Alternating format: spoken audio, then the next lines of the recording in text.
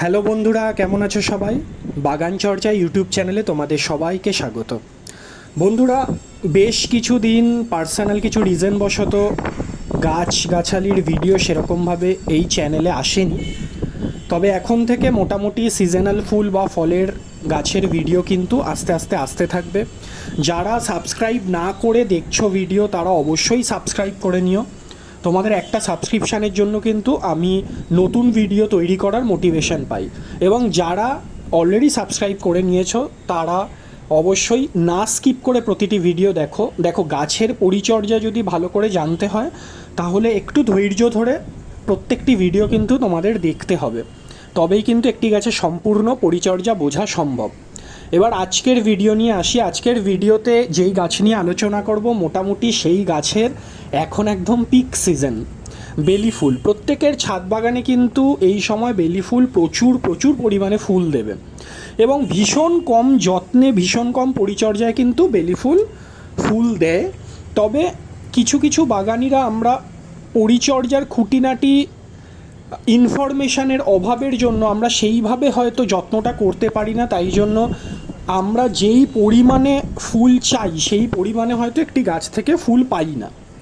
তাই জন্য আজকে কিছু যত্ন বা পরিচর্যা নিয়ে আলোচনা করব। ঠিক যেইভাবে পরিচর্যা যদি তোমরা এই জুন, জুলাই, অগস্ট, সেপ্টেম্বর এই 4টি মাস করতে পারো, তাহলে কিন্তু তোমাদের ছাদ বাগানের বেলি ফুল গাছ, সেটা যতই ছোট হোক কিংবা বড় হোক, ফুলে ফুলে এই 4টে মাস ভরে থাকবে।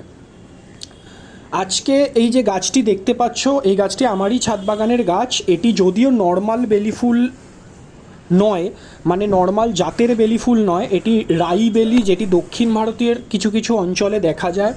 এই ফুলের কুঁড়ির গঠন দেখলেই তোমরা বুঝতে পারবে নর্মাল বেলি ফুলের থেকে আলাদা। এর সুগন্ধ আরও উগ্র টাইপের হয় এবং ফুলের গঠনও ভীষণ সুন্দর, সাইজে বড় হয়।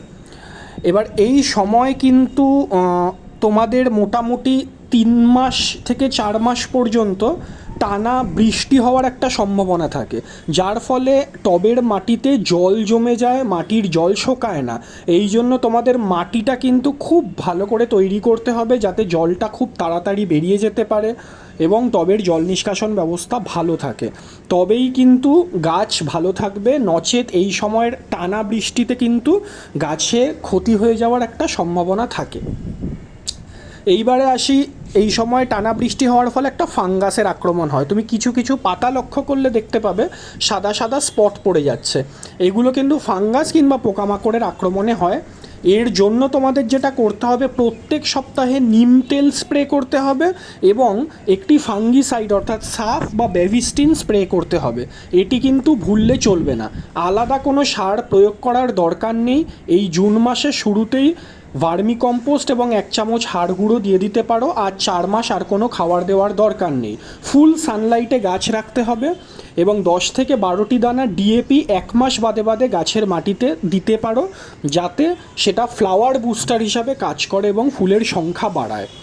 ঠিক এই পরিচর্যাগুলো মেনটেন করো তোমরা নিজের বেলি ফুল গাছে, তাহলেই কিন্তু এই 4 মাস বেলি ফুল প্রচুর পরিমাণে তোমাদের ছাদ বাগানে ফুটবে।